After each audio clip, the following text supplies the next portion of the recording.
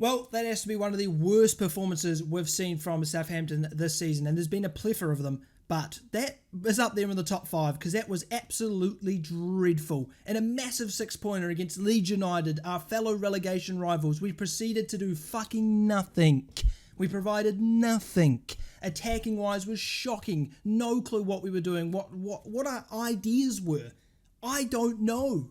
Watching the game, you're thinking they're in the final third. And you're just sitting there like, what are we going to do? We have no understanding of style of play. We don't know what we're doing. Are we crossing it to Paul? Are we not? Are we playing it 45? Are we going to the byline? Like, who knows? A midfielder's run is happening? We don't know.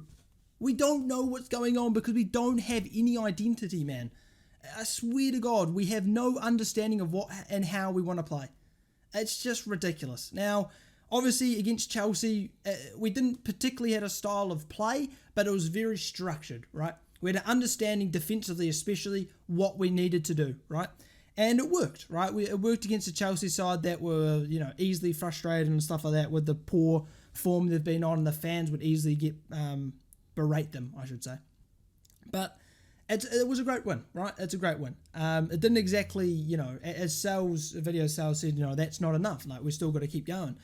And they proceeded to next game be utterly shit again. It takes some talent to do that, to be honest. To suddenly turn back to shit after just probably getting the biggest confidence boost we could have had by going away to a big club and winning. And they've gone to Leeds and just decided to do nothing, man. It's awful. I mean, there's obviously people to blame, individual players, but also Sells as well. I mean, he admitted to getting it wrong, which I totally agree with. I understand him wanting to keep the same winning team from against Chelsea, but then that's an issue, right? Because we all know, yes, Benrek might have had a good game against Chelsea. Yes, Maitland-Niles had a good game against Chelsea. Yes, Elanusi, no, he was shit. But it doesn't matter, right? And we just got to change it. Like those players aren't good enough. Seriously, Benrek, watch the goal. Man goes, I'm going to stand here as the ball slowly rolls past him. And obviously, everyone's jumping on Bazunu's back. I don't know why. That's not his fault, right? Benrek is fucking standing in his way and proceeds to go, no, I won't kick it. Like, Bazunu's fucked. He's got no chance with that. I mean, obviously, an elite keeper would save it, whatever. But he's not an elite keeper. He's just a decent keeper. Like, he's okay. He's young, he's decent. But I mean, look at that defence on that goal. It's a monstrosity. Diallo's in God knows no man's land. He doesn't even know what he's doing. He's fresh off the bench, but not fresh in the brain because he's stupid. And then you've got two players sucked in. He just plays a simple pass. They're like, oh, what's happened here? And then Diallo's like, oh, I should probably mark the man. Nah, I'll just leave him. And then Benrek stands like a pole. Like, that's going to fucking help. The whole point is to get big, bruv. You're supposed to get big and block it if possible. If it deflects, unlucky. You're supposed to get big and try and block the shot. That is what you're supposed to do as a defender. And if it deflects, as I say, if it deflects and it goes in, it's unlucky. You've done your job and it's not gone the way, and it's out of your hands, right? But to just stand there and just be a fucking nuisance to Bazunu's fucking vision, you're just an idiot. And you could have blocked it with no issue. Just stick a leg out and it's easily done. But that's not the main concern. The main concern is attacking. What the fuck are we doing? We have Elanusi going, oh, I'll pick the ball up in the centre instead of driving, because there was no midfield in front of him in this example I'm bringing up. Instead of driving at the back four, pushing into that space where the 10 roams and whatnot, pushing into that space between the lines, he goes, oh, I've got a great idea. I'm going to go wide and just run across the pitch. Lord have mercy. There's space in the centre. Drive into the centre. Oh my God, get them looking at you. No, let's run wide and not fucking bother and then proceed to lose it. How many times do we see Elanusi run across the pitch like this? Go forward. Lord have mercy. How does he get into a team ever again? I don't know. He should be playing against Grimsby and then that's it.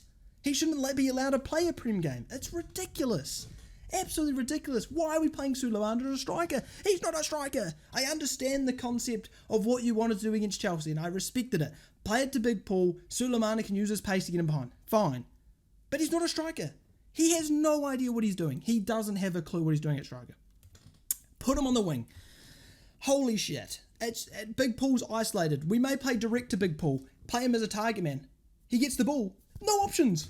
What is he going to do? He's not Messi, bro. He can't go and score his own goal. He's not fast enough to do that regardless.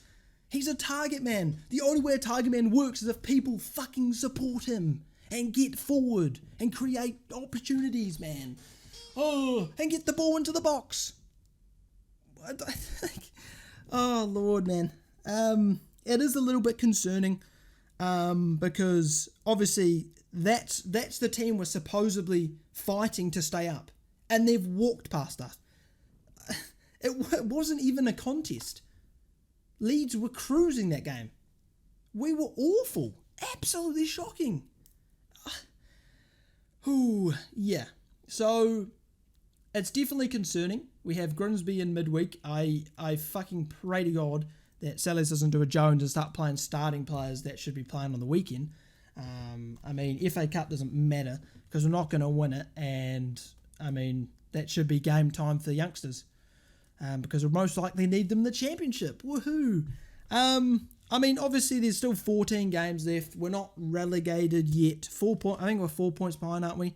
We're not relegated yet, but it's increasing. The chance is increasing every time we watch a shit performance, which is basically every week. It improves. Yeah, so that's about all I wanted to say. I have to say Leeds were much better than us, and they had actually ideas of what they wanted to do. They were just very wasteful. And that's what I've been saying about Leeds a lot. I think they're just wasteful, right? They don't take their chances. But at the end of the day, you'd rather be a team that creates chances and not take them than a team that can't do shit, which is us, right? So, yeah. I'm a little bit concerned about relegation, obviously. I think we all are. And the club and the players aren't exactly filling us with much hope. But I swear to God, if I see Bednarik starting against Leicester, if I see Maitland-Niles starting over Walker-Peters against Leicester, if I see Elanusi fucking starting ever again in my entire life, I'm going to fucking lose it, right? There's obvious players that are much better. Edozie, where is he? Where's Edozie? Why is he not in the squad? I don't get that. What has he done wrong? Has he been caught in a brothel with 5 girls? Like, what has happened to him? He was one of our best wingers. Because he was a direct attacking. Yes, he doesn't have the end product, but fucking who has? Elanusi? No. Stuart Armstrong? No. Theo bloody Walcott? No. At least Edozie creates something. He attacks them. He's direct. He's pacey. He can beat a player or two. He can at least make the fucking defenders think twice. And be like, oh shit, I can't let him have that space. When they get there, they're like, oh, Elanusi, you can have the whole bloody pitch, but you have the whole pitch. Oh, Theo Walcott, oh, you can have the whole pitch, because they're shit. They're shit. And how the fuck have we ended up in 2023 playing Elanusi and Theo Walcott at the same time?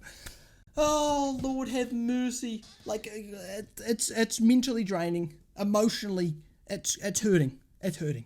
And then the mental space. I mean, it's confused. I don't know what's going on. You're playing Elanusi and Theo Walcott. So, yes, bring Edozie. For the Leicester game, please. We could use him, at least off the bench. I mean, Theo Walcott, Edozie.